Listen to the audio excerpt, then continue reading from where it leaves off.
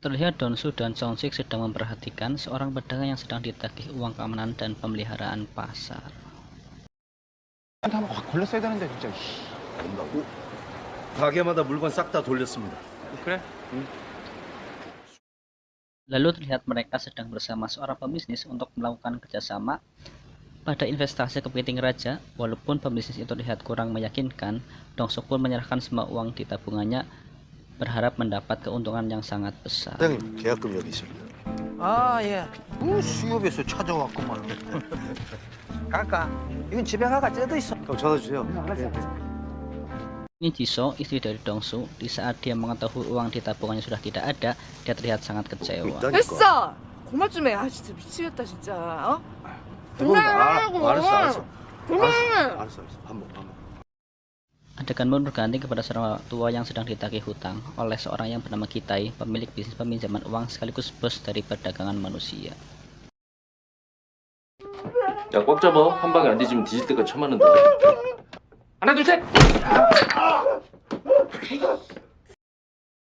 Muncullah seorang gadis yang tidak lain adalah anak dari bapak tua tersebut. Kitai pun menyuruh anak buahnya untuk menangkapnya dengan tujuan untuk menjual gadis tersebut agar dia mendapat keuntungan yang lebih besar. 딸내미 죽이고 싶으면 꽉 잡고 있어.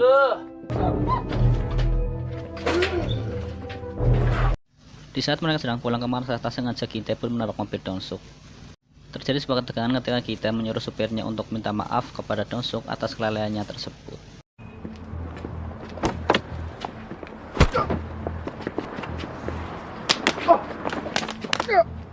죄송합니다. Dari sana Kitai terlihat tertarik kepada istri Dongsuk, yaitu Jisoo. Karena Jisoo memiliki wajah yang sangat cantik dan bisa dijual dengan harga yang sangat mahal.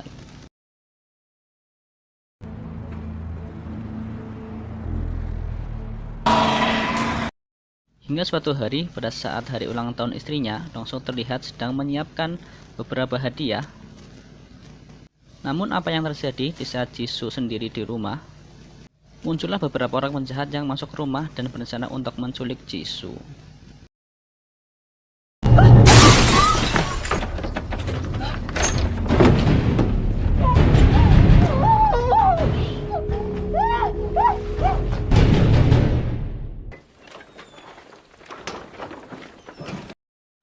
Dongsuk pun terkejut sesampainya di rumah, dia tidak menemukan istrinya.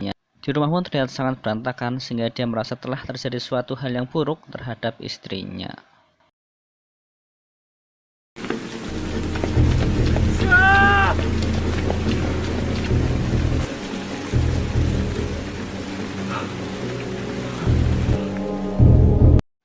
Keesokan harinya, Dongsuk pun terlihat sedang melaporkan kepada polisi dan sedang melihat rekaman CCTV di parkiran. Namun karena keadaan malam itu sangat gelap, polisi itu pun belum bisa melakukan pencarian karena tidak adanya petunjuk. 다시피 주차 구역이 어둡고 나중에 비까지 내려서 저기 우리 지수 좀. Tak lama setelah Dongsuk keluar dari kantor polisi, dia mendapatkan telepon dari seorang yang mana itu adalah Gintai. Dan terkuaklah fakta bahwa penculikan istrinya tidak lain adalah perintah dari si Gintai ini. Gintai pun menyuruh Dongsuk untuk pergi ke sebuah restoran. Di mana pada saat Dongsuk berada di restoran, Gintai pun menyuruhnya untuk membuka tas berisi uang di hadapannya. Gintai pun berkata itu adalah harga untuk istrinya. Saat keluar dan mencari sumber suara tersebut, Dongsuk pun melihat seorang pria yang sedang membawa ponsel dan kemudian menyuruh Songsik mengejarnya. Setelah pria itu tertangkap, ternyata dia bukanlah penculik istrinya, yaitu si Gintai. 아니라고. 죄송합니다.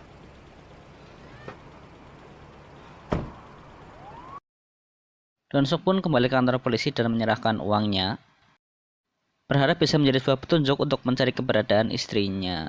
Namun dia terlihat kecewa tak kala para polisi tidak bisa berbuat banyak untuk mencari keberadaan istrinya. Tak kala dia melihat beberapa foto orang hilang, di sana Dongsuk pun tidak bisa berharap banyak kepada mereka sehingga Dongsuk pun memutuskan untuk mencari keberadaan istrinya dengan caranya sendiri.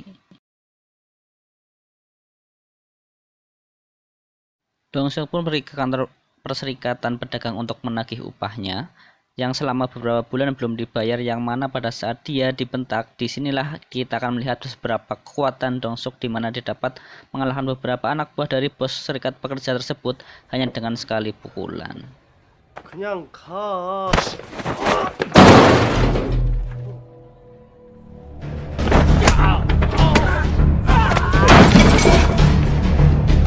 내 돈 가지고 와 빨리.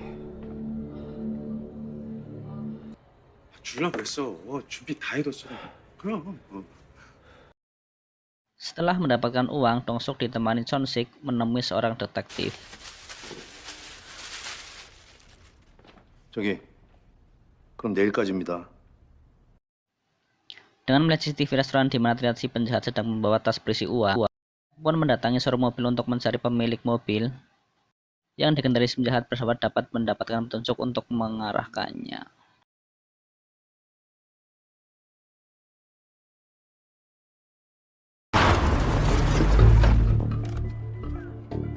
어이, 그렇게 혼자 들어가서 뭐 하려고? 혁신.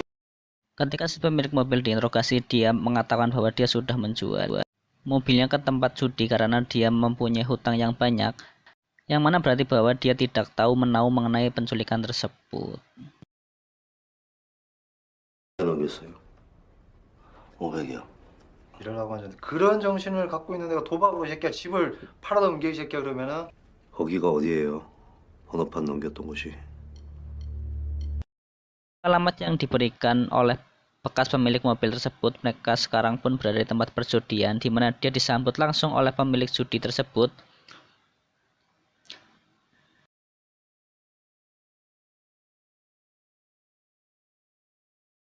Dan ketika Dong-suk menanyakan pembeli dari mobil itu, sang pemilik pun tertawa dan memanggil anak buahnya untuk menghajar Dong-suk CS.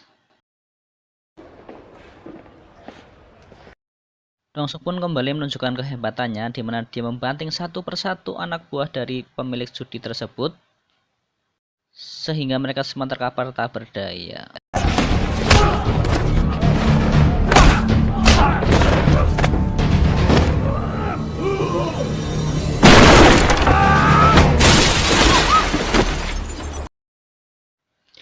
Dan pada akhirnya pemilik tempat judi tersebut mau buka suara dengan memberikan sebuah kartu nama perusahaan yang membeli mobil tersebut, akan tetapi kartu nama tersebut sudah expired hingga mereka belum memiliki petunjuk untuk menemukan penculik Jisoo.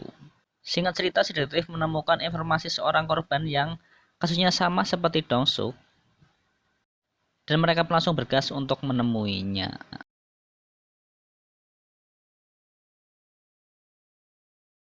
Dan pada saat sudah bertemu, akhirnya mereka menemukan titik terang mengenai siapa penculik dari istrinya Dong-suk, yang tak lain adalah Gintae, di mana dia merasa menyesal telah menjual istrinya Dong-suk, sekaligus bercerita bagaimana Sok Gintae yang memandang manusia hanya sebagai barang dagangan.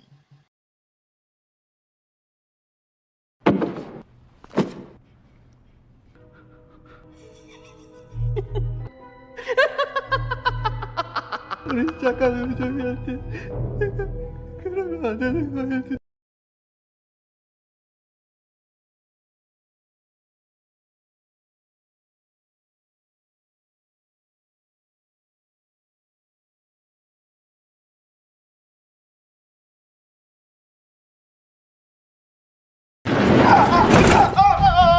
그래서 어디 있어?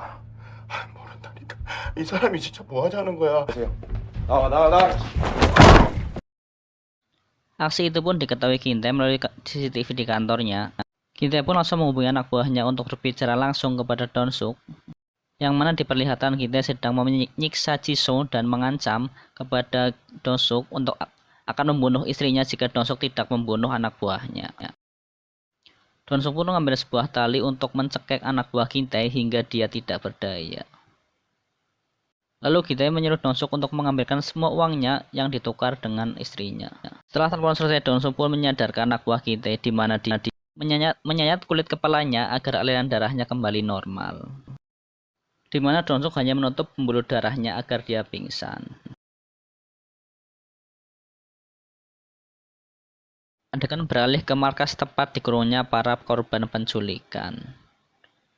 di mana kita melihat kondisi Jisoo bersama para tahanan lain. Kita kembali ke Dong-suk di mana dia sedang berada di kantor polisi, tempat barang bukti dan sitaan yang mana tujuan mereka mengambil uang milik kita yang akan ditukarkan dengan istrinya. Dengan menyamar sebagai orang kejaksaan, Cho-suk dan detektif itu pun dengan gampangnya meminta uang tersebut, dan ketika mereka ketahuan, Dong-suk pun meledakkan suatu mobil di parkiran untuk mengalihkan perhatian para polisi tersebut.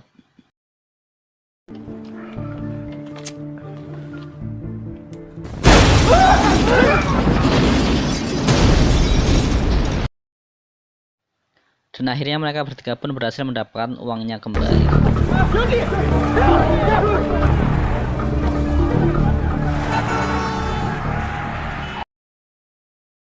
Kembali ke markas kita pada saat salah satu kerisnya terlihat lebam. Kita pun terlihat marah karena jika barangnya rusak, itu akan mengurangi nilai jualnya.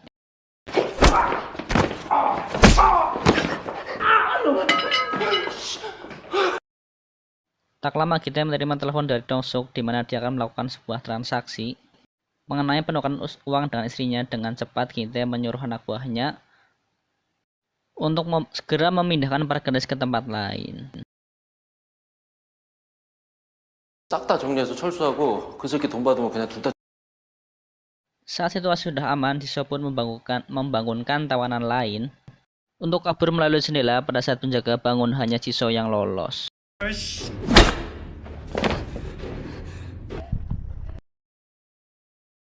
Jisoo pun terus berlari sampai dia ke jalan raya dan meminta tolong kepada pengendara agar diantarkan ke kantor polisi. Namun pada saat beberapa meter lagi sampai ke kantor polisi, dia pun kembali tertangkap oleh si Kitai.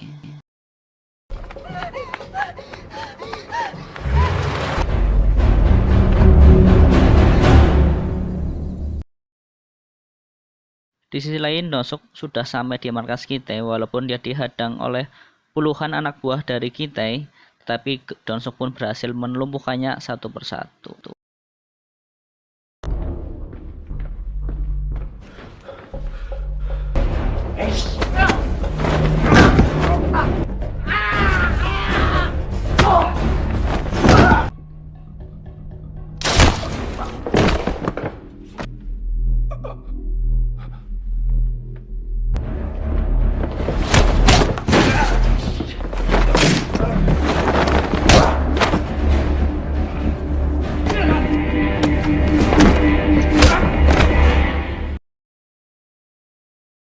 Di luar, Cho-suk dan detektif berhasil menggagalkan pemindahan para korban.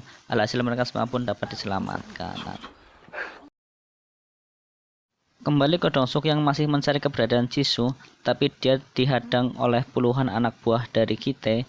Alhasil dia pun dapat mengalahkan pertarungannya.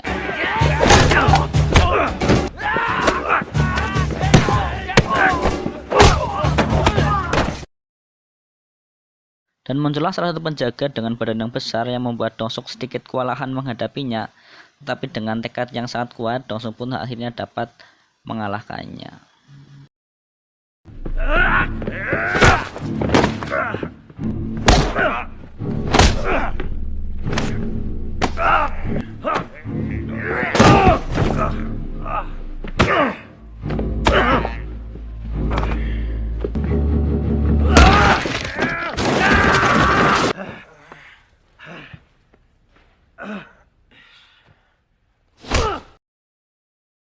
Saat Dong-suk melihat sebuah kamar, dia melihat jendela yang telah dibobol. Dia pun berpikir bahwa istrinya telah kabur untuk melarikan diri.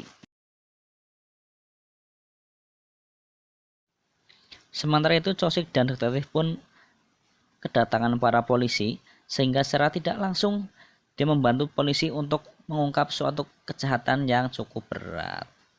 다 정리하고 밑에서 내려와서 아시죠? 예. Di saat Dong-suk sedang mencari istrinya di jalan raya, dia berpapasan dengan mobilnya Kitai. Alhasil mereka pun saling kejar-kejaran.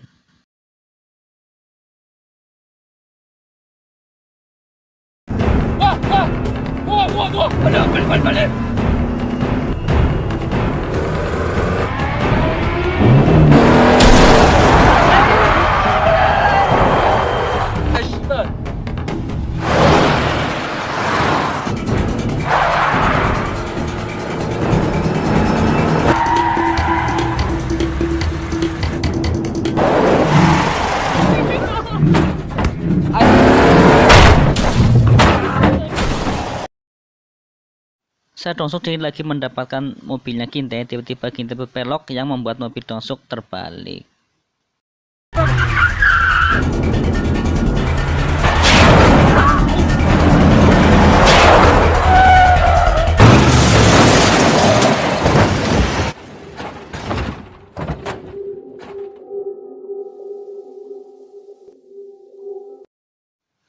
Si Kinte pun terlihat membawa sebuah kampak dan menghampiri mobil Dongsuk untuk menghajarnya.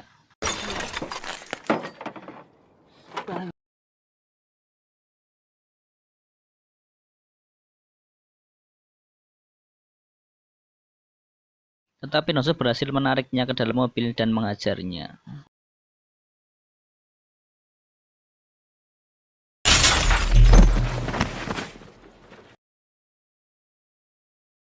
Sadar bahwa dia tidak bisa mengalahkan Dongsuk, Kinte pun meminta maaf. Tetapi karena Dongsuk terus mendekat, dia pun mengancam untuk bunuh diri. Dongsuk pun mematahkan pergelangan lengannya dan sedikit memberi pukulan di wajahnya.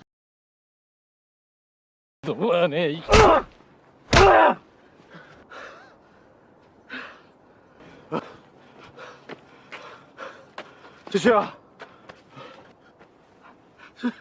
이리 와. 내가 너무 늦었지.